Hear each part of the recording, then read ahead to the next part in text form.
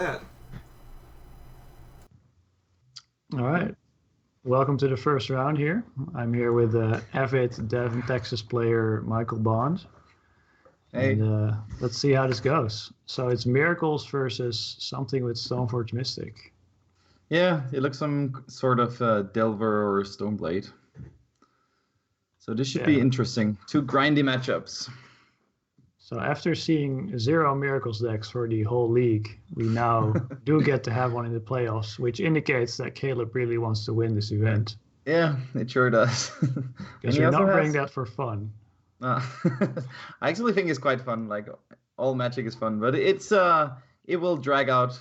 That's for sure. Yeah. And But it's here we have this turn one Sensitive Divining Top, which is probably going to get countered. But luckily, Caleb has a second one already.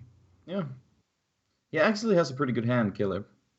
Yeah, that's about the best you can hope for against a non-combo deck. Yeah, like no force of will, so no blanks, and then just cards. Like Yeah, look just good through cards. additional cards. Yeah, he also has a sweet like font for his name, the Pokemon font. Oh yeah, it's pretty well done. All right, so here we're going to see a turn two Stoneforge Mystic, which is presumably going to get a Batter Skull. Yeah, I'll give so. So So have a like, look at his list. Does he have any swords main deck? so Caleb is running 3 Swords to Plowshares main deck, and Tim is playing. Let me see here. He's playing 1 Batterskull and 1 Jit.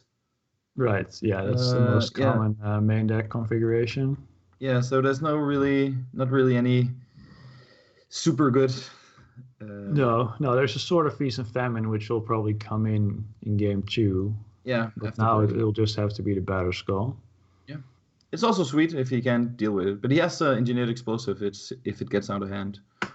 Yeah, and he's probably just gonna chop and see first what's going on. It's Do not you really play a the. fetch land here, or do you just go for another?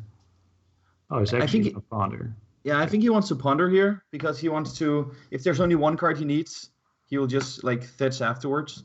And if it's like 2 cards or whatever, like he can keep them on top and just play top and rearrange Right. them Yeah. afterwards. Yeah, and there's a Swords of Plowshares, which actually will buy him a lot of time here. Yeah. Also, like a Council's Judgment, which is kind of unique for his list, I think. Like I haven't played against it main deck in against Miracles before. So No, and I think it's also a polluted delta he has there. So he has the access to double fetch if he gets the brainstorm. So yeah, he's but gonna if he put wants to plow now, he'll have to crack the Scalding Tarn. yeah. Okay, so he didn't shuffle. Yep. All So right. as I said before, he just wanted to see if there was like a really good card, so he could shuffle away or he could just play top. But he got his Swords to Plowshares, taking away the Deathrite Shaman here. Interestingly, he goes for the Deathrite Shaman. I would expect him to go for the Mystic there, but The thing about the matchup is that the first like 10 life points doesn't really matter. right. So having the access to Snapcaster Sword to Plowshares is better like on turn 3. Yeah. So Yeah, he he wants knows to that deny the graveyard removal yeah, and counter the Snapcaster. exactly. So he knows that Tim's next turn will just be land go, and then he can do whatever. Like he can play top here and just disregard the Battle Skull and take a hit of 5. He probably wouldn't. He'll probably just like Snapcaster. Yeah, I mean, it would be ideal for him if the Mystic attacks, because then he gets the full value. Yeah, exactly. Oh man, I'm getting fun. Okay. I Thought I actually was just going getting to do it punished by right click now. there. So here he's playing around Counterspell, I suppose.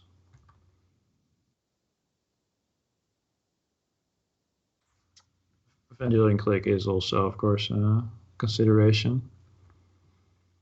So the reason I think that he's taken away the Stoneforge here is he has like explosives, and he know that it's only Delver, Deathrite, and the Batterskull. So at this point, Right. like he can't really recur Batterskull if he just like deals with it. Yeah, it'll be too slow, the recurrence. Yeah. So how's the new ruling with Delver secrets? when it's flipped, is it criminal man cost 0 or criminal man cost 1? It's 1. It was Okay. changed. Yeah. So actually, I haven't seen that many Delver Stoneforge decks lately, and I don't really like them because it's kind of in the middle of two different plans. But then again, Stoneforge has been very unpopular anyway, outside of Death in Texas. Ooh, and there's a that was lucky a sweet Terminus. miracle. Well, I guess this is why people play the deck. That's so brutal. All right. Follow it up with a Sensei Shop as well. Yeah. Yeah, this game is looking pretty much done. And by done, you mean we're finished in like 10 minutes from now? Yeah, of course. Not actually done, just not looking good. Although Brainstorm is very good here. Yeah, unfortunately, I think it'll get denied. This is probably the best target for, like, besides the Mandela Clique. Yeah, or, well, is there any Jaces in the main deck? I assume not. Let's see. He has Dace, Pierce, he has Ponder, Delver. He has a true name that he can counter. That's probably one of the best, but he has, like, Terminus, so. Yeah, and Explosives as well if needed. Yeah. And there's a Jace the Mind Sculptor, which I've heard is pretty decent on an empty board. Yeah. So with Jace, it's pretty much straightforward what's going on. Like, he'll probably, like, brainstorm the first couple of turns, like 2 or 3 turns, and then he'll just start plussing if Tim isn't applying any pressure. He might actually wait, although he can pay for a Daze, so he's not really only running into Spell Pierce. Yeah, he is playing around Daze. That makes a lot of sense. He's already seen it, so. Yeah, I like that play. Like, he has 1 card in his hand, so it can't be Force of Will, so it's only Daze or Spell Pierce. And Spell Pierce is... Yeah. Yeah. He hasn't seen Spell Pierce, so it's kind of hard to play around like Spell Pierce if you haven't seen it. Yeah, and even then, even if that happens, then Tim cannot return the Battle Skull, so he's really not really doing anything anyway. Yeah. All right, so also this Germ is not going to be the greatest against the Mind Sculptor, as it turns out. No, there are some good cards in his hand as well. Yeah. Like, at least it's kind of brutal that Tim has to, like, crack all his fetch lands just to put Battle Skull on the board. Yeah, even a Brainstorm can't really help him now. Yeah, it's pretty much like the Brainstorm that will get him back into the game, I think. I don't think he has any cards, like maybe a Force of Will. But Caleb is really slow rolling that Engineered Explosives. Yeah, I think he's just going to minus Jace and take it slow. Yeah. Oh, he knows what's on top, probably. Yeah, there was, I think there were 2 lands. Yeah. Does that mean he's going to Brainstorm? No. Now he'll just Brainstorm and pass.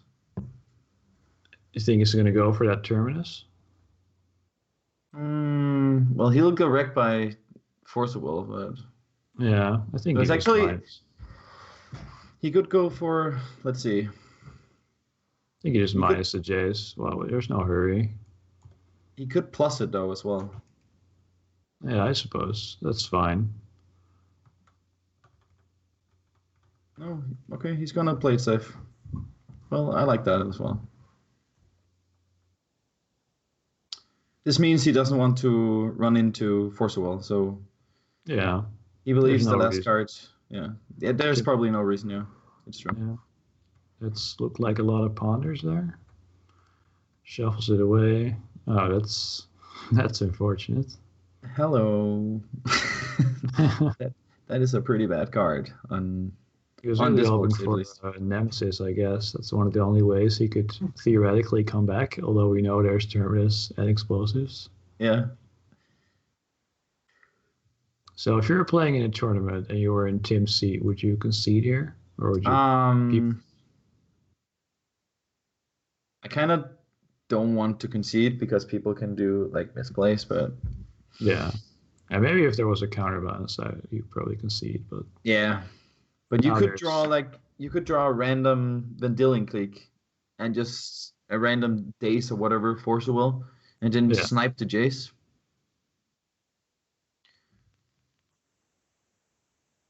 Wait, is Caleb playing Days as well? Or did I see that No, wrong? no, he does not. No, Okay. it's just if Tim draws like a Vendilion click and a Dace or Force of Will, then he can like snipe the Jace the Mind Skull like end of turn and stall the game, and then maybe he'll kill it. And if he only has Oh, lands that in was his hand, yeah. That was the Fate Seal on the Days. I see it now. Okay, okay. here goes for the equip, and we're probably gonna see a Terminus because saving Jace is pretty good. Yeah, these two all stars, Deathra Shaman and Jace.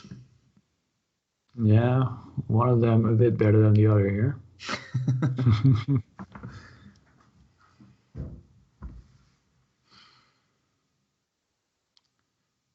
So, yeah, hello Terminus. Yeah, That card is so good. It's just a catch-all. Like you can do a lot of random trading, and then eventually, when the player playing aggressive is in front, he'll just like wipe the board and start all over. yeah. It's really like it restricts deck building also to some extent because Yeah, that's true. you just get punished so hard for playing multiple creatures on the board. Yeah. It's always like a dance between the Miracles player and the aggressor. Like who applies most creatures when to Terminus. Yeah, It seems a bit like dull, but it's actually quite interesting. yeah. But usually the opponent is missing a lot of information and they don't know if they should push on or just play Yeah. around it. There are a lot of scenarios where you cannot beat it anyway, so you might as well just make them have it, and otherwise you have a lot of pressure. Yeah. So, as I was talking about before, like for the first couple of turns, he will like just brainstorm, and he had the battle skull, so he bounced. But now he's just gonna plus, I think, just to finish the game. Yeah. There's He a still spell has, pierce that can yeah, actually counter the Battle Skull, and then there's really nothing that Tim can do anymore. yeah. So as soon as it hits, I think it's 13, Yeah, and you can yeah, minus it's it. 13. Yeah, then you minus it, and you just exile. His hand puts it on the library, and then he only has like 4 cards left. It's kind Yeah, of brutal. which are dazes and spell pierces. So Yeah. It's 12? Okay, yeah. So it starts at 3, so you go to 13 if you just plus it straight yeah, away. That's fine. usually you ultimate at 13. Yeah. Yeah. Oh, there's a wasteland. That's a little late. Well, it takes away his double white, so he can't entreat. Yeah, I guess that's valuable. All right, so I assume Caleb's gonna spell pierce this. Yeah. I don't know why he's not just using Wasteland. Yeah. Because he's not He playing wants around. to have spell pierce up of his own. Like he was playing around a hard cast Force of Will there. Yeah, that's true. Although he could have dazed that actually, so that's not entirely true actually. But I don't know. He just wants to like maybe spell pierce and entreat or something. And now there's also a Force of Will in case there was any way that he could still lose. Yeah. It's pretty much yeah. There are too many nails in the coffin at this point. Yeah. And also Counterspell. No, he shuffled away the Force Will? Oh, he did. Okay. Yeah. Counterspell is pretty much the same here. So I think Tim, well, the reason why he's not conceding is that he can still draw True Name Nemesis. Because it's not necessarily that... Like, this was the situation I was talking about. Like, drawing Dace and Force of Will, and then if he drew, like, Vendilion Click, then he could, like, force it through and hit Jace, and then he'll actually have a game with Jit. Yeah, but yeah. unfortunately not. Assuming Caleb has absolutely nothing to stop that, but Yeah. yeah, that's there. There was a theoretical chance. Also, I think this is untimed, so Yeah. there was really no reason to concede.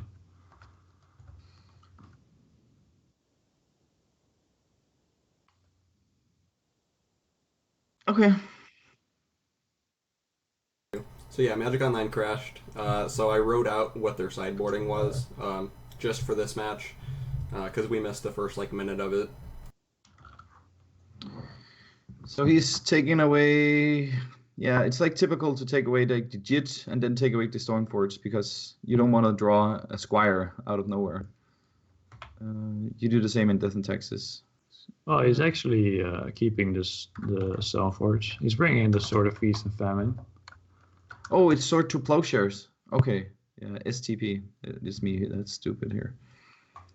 And Caleb is bringing in the Blood Moons, which should be very good if they resolve. Yeah, it looks like he has 0 non-basics, right? Yeah. Let's just check here. Yeah. Yeah, he just has Death Red Shaman to make colored mana, but that's pretty much it. So he's taking out all these dead cards, and taking in cards that actually attack the Miracles matchup. Yeah. Having Lingering Souls is pretty good. It's okay. I mean, it's pretty slow, but I guess it's a resilient pressure, which is pretty nice. It's you play it, and then he has to Terminus if you have one of the swords. Yeah, with equipment it's quite nice. Yeah. So let's see. We have a Delver in his opening hand.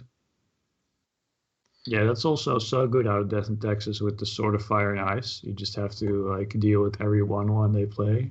So yeah. Quite threatening. All right. So let's see. His hand looks pretty good. I mean, unfortunately, he doesn't have the days. Turn 1 Delver into turn 2 Stoneforge is pretty good. Yeah. So do you think Caleb is gonna play around days with the top because he only has 1 top this time? I think he'll just try and fire off Pyroblast maybe. Yeah, that sounds very good. And that resolves. Because then he has to have days, and top is kind of a more key component than the random Pyroblast is. Yeah, exactly. And if Pyroblast happens to resolve, then he's in such good shape. Okay, that's a pretty aggressive force of will there. But I think the reason why he's force of willing here is because that he's afraid of random one of the Sophie or Feast and Famine out of the board.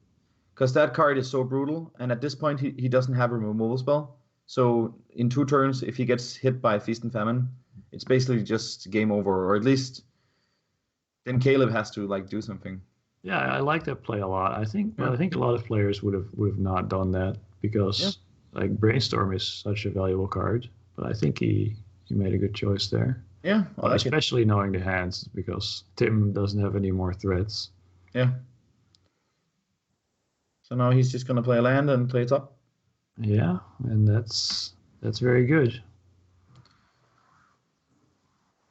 So the reason why he's spell piercing here is because he doesn't want Caleb to have the Flutterstrand.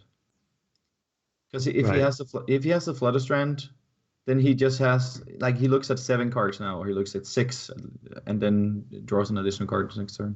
Well, it looked like Caleb blind revealed a 1. Yeah, Spell Pierce didn't resolve. He did that He did it the turn before as well. It was brutal. Yeah.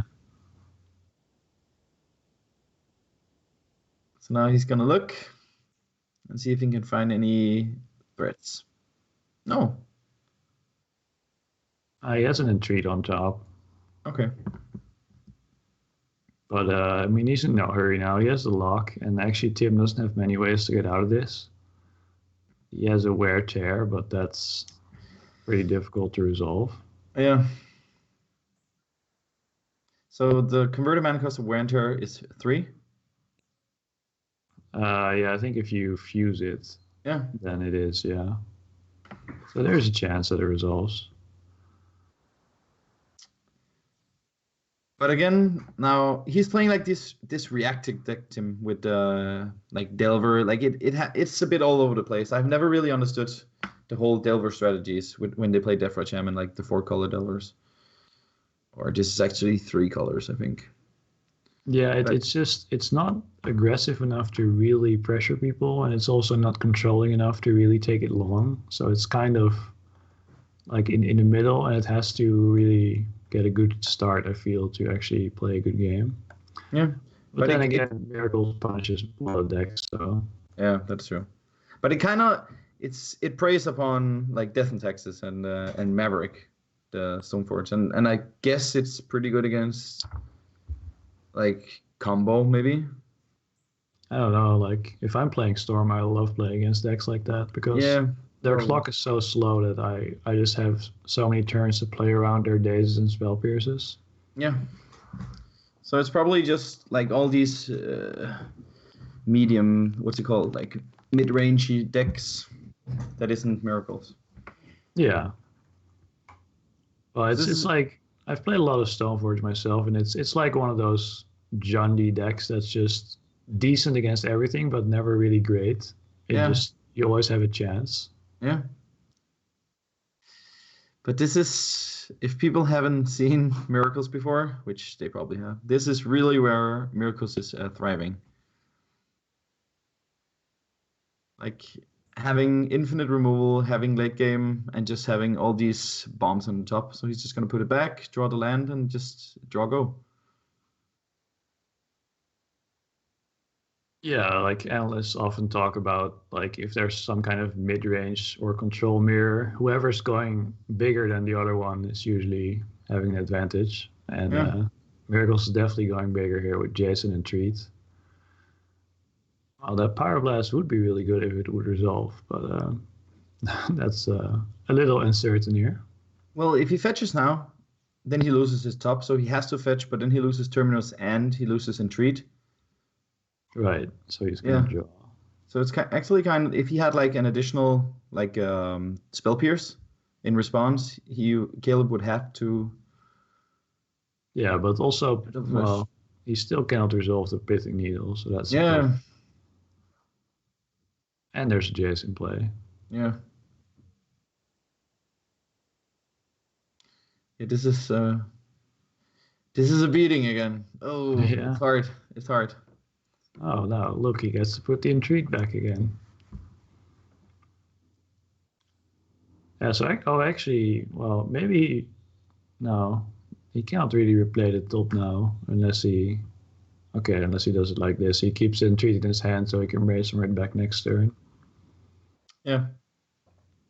So he can still have the counter ability up. Yeah, so now this is the random card on top. Yeah, that's right. So a fun thing about playing Miracles is just how important these fetch lands are. In some situations, it's basically just another Brainstorm or an Ancestral Recall.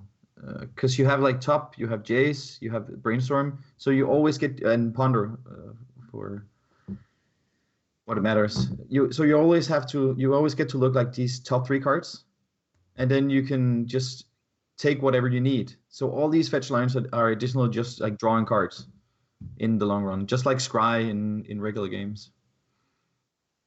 Yeah, and it's so good in a deck that has like situationally insane cards like Terminus and Counterbalance. Like just getting to pick when you want to have the card is so powerful. All right, so this game might actually be ending soon, as the Entreat will now be on top. Are you saying that because he has like every single engine in his deck going? Yeah, but I mean, he still has to finish the job. Yeah, exactly. They have actually been playing quite fast. I think Caleb is doing a great job at playing really fast. Yeah, definitely. Also, I mean, he hasn't had to do a lot this game because Tim only played like a Delver and a Stoneforge, and that was pretty much it. He played 2 cards that was randomly countered by Counterbalance. Oh, yeah, that's true. So now he's doing end of turn. Yeah, so he can attack better. Play around Well, there's a 1 on top, so spell pierce doesn't really matter. He's just gonna do 2. Yeah, I'm playing around that triple days.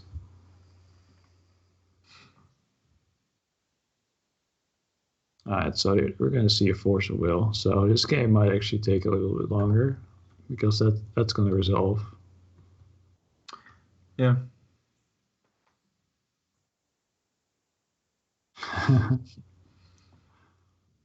I'm hoping that Caleb will find a Snapcaster. So have you ever Snapcastered back in Entreat for the actual mana? I think that it's almost impossible. Like you need to tap 2 for Snapcaster, 3 for Entreat, and then double X. So right now he'll have 2, 5. So he will be able to get 1 angel. Oh, that's pretty good. 7 mana, 4/4 flying. I think my One of my favorite things is to Snapcaster back like a Terminus for 6. Yeah. But it happens very rarely, of course. Oh, there's actually an Engineered Explosives. Yeah, the fun thing here is that he can actually play around all the cards in his deck except Terminus. Like he can just put a lot of blue mana in the X cost, and then the converted mana cost would just go up. So this is a gamble how much he wants to put in. I think 4 is pretty good. Yeah. I think there's only one more Jace in the deck that counters it. Yeah. So the fun thing is here that with Talia, you can do some sweet shenanigans if you have Talia on the board and Engineered Explosives. You basically just announce it for 1, but you have to pay additional mana, so you put additional Sunburst mana into it, and then you'll get the counters. But it's still, the converted mana cost is still 1. Yeah, because you pay additional for Talia, but then it gets additional counters. Yeah, that's tricky. Yeah, but it looks like he has Sunburst 4 here. Oh, is that actually the second Jace there? Sunburst, yeah, Sunburst 2, X is 4, so... Yeah, because Oh, god. If he could have blown up the counterbalances, he could have played a Needle on the Jace. Yeah. So, but unfortunately, Caleb found his 1 remaining 4-cost card on top. Yeah. He could also have played 3. There's not that many 3s. Yeah, depending on if there's any mentors in the deck. Yeah, he could have played it for 7, and there are no 7s. No, but then there's the opportunity that Caleb actually has his own Engineered Explosive or some way to deal with it. He probably has Wear and Tear as well after board. Let's see. Yeah, we saw that he boarded in Wear and Tear, but... Yeah, he needed to activate it right away. Probably too risky otherwise. Yeah. But it was a nice dance. Like, he was trying to sneak it through because he knew that he's probably only playing 1 more Jace. Yeah, actually, if that would have resolved, well, then the Needle would have resolved, but then Caleb would have explosive the Needle and probably still won with Jace. Yeah. Good, a 1-drop. That's what he needed. So what is he, he has to draw 2 name Nemesis here, right? Yeah, either True Name or Vidillion Click to put away one of the 1-drops. Right, and then probably draw another 1-drop. Yeah, but the problem here is, Tim has played Magic before, and he knows that if Caleb is not playing lands, it's almost all his basic lands he has out. Yeah. So he could slow roll the lands, but then he would probably put them on top. So he knows that it's all gas that Caleb has in his hand. Yeah, that's a problem. And Caleb could also just draw Blood Moon at any time and just prevent him from casting spells for the rest of the game. And which he's kind of already doing, but yeah. Yeah. And the fun thing here is that as soon as Caleb starts plussing, Tim has to know that he probably has 2 plus removal spells and 1 counter spell. So as soon as the top is scoped or is set, then he'll just start plussing because then he can finish the game. Yeah, he's been plussing for a while. Jace is already up to 11. Yeah, exactly. So this is Tim is really drawing dead here, and he knows that he's He has to draw action. Yeah, I'm really hoping we'll see a Blood Moon. Oh, I can see it. Rest in pepperoni, Tim. Wow, those are some exciting games. Well, Caleb has been pretty lucky with his luck because Tim didn't really do anything like in the second game here. Yeah, he got 2 blind reveals and then finally got Jace for the explosives too. Was pretty well done. But like it's a deck about decision. So Tim was playing his cards because he wants to be the aggressor, but Caleb actually countered turn 2. He countered the Stoneforge Mystic. Yeah, that play was really impressive. Because Yeah. that kind of decided the game. If he didn't do that, then there might have been a scenario where Tim gets Feast and Famine and Caleb doesn't find a removal spell. Yeah, exactly. So it's really to know when to pull the trigger on these Force of Wills because it's so hard if it's not necessary for you to counter in that spot. But And also keeping the Force of Will in the deck because a lot of people will say, "Oh, it's a fair deck. I don't need Force of Will," but he recognizes that he just needs to survive the early game. Yeah, indeed. Oh.